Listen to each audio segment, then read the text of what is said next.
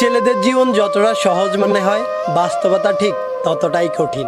সবার চোখে একটা ছেলে যতটা স্বাধীন, বাস্তবে একটা বয়সের পর সে ঠিক ততটাই পরাধীন। একটা ছেলেকে কখনোই দায়িত্ব শেখাতে হয় না। তার উপর ছেলেটা যদি হয় মধ্যবিত্ত, তাহলে তো শেখানোর আর কোনো কথাই আসে না। বাবার পরে যখন সংসারের হালটা ধরতে হয়, তখনই দায়িত্ব নামক শব্দটা আপনা আপনি তার মাথার মধ্যে ঢুকে যায়।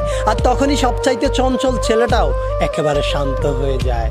যেই ছেলেটাকে মা বাবার কাছে আবদার করত, সেই ছেলেটাই আজ সবার আবদার পূরণ করতে শিরোধার্য। যেই ছেলেটাকে কোনো কিছু না পেলে রাগ করত, সেই ছেলেটাই আজ নিজের শখ বিসর্জন দিয়ে ছোট ভাই বোনের শখ পূরণ করতে ব্যস্ত। ছেলে মানুষ মানেই তাদেরকে পাষাণ মনে করা হয়। সত্যিই কি তাই, নাকি তাদেরকে পাষাণ হতে হয়? সত্যি বলতে ছেলে মানেই পাষাণ নয়, কষ্ট ছেলেদেরও হয়।